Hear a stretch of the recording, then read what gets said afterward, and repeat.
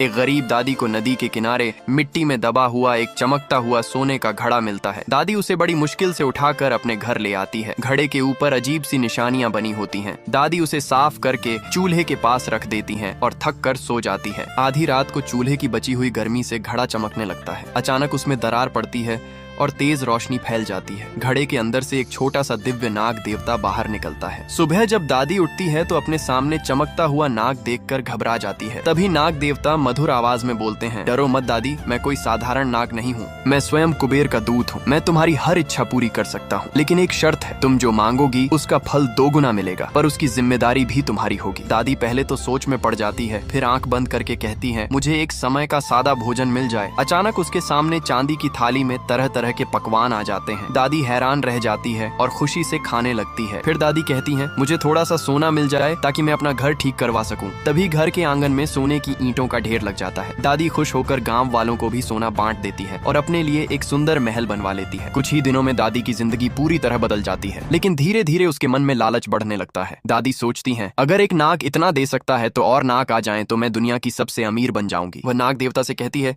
मुझे तुम्हारे जैसे 10 और नाग चाहिए। अचानक आसमान काला हो जाता है, बिजली कड़कती है और एक नहीं सैकड़ों विशाल नाग प्रकट हो जाते हैं, लेकिन वे शांत नहीं रहते। वे गांव में इधर उधर फैल जाते हैं और डर का माहौल बन जाता है। लोग चीखने लगते हैं, खेत उजड़ने लगते हैं। दादी को अपनी गलती का एहसास हो जाता है। वह रोते हुए पास के मंदिर की ओर भागती है और भगवान शिव की मूर्ति के सामने गिरकर प्रार्थना करने लगती है। उसकी सच्ची पुकार सुनकर भगवान शिव प्रकट होते हैं। दादी रो रो कर सारी बात बता देती है। भगवान शिव अपने त्रिशूल से जमीन पर प्रहार करते हैं। तेज प्रकाश फैलता है और सारे नाग गायब हो जाते हैं। गांव फिर से शांत हो जाता है। भगवान शिव दादी से कहते हैं, लालच इंसान को विनाश की ओर ले जाता है। दादी सिर झुकाकर माफी मांगती है और सादा जीवन जीने का वचन देती है। उस दिन के बाद दादी ने कभी लालच नहीं किया और गांव में फिर से खुशहाली लौट आई।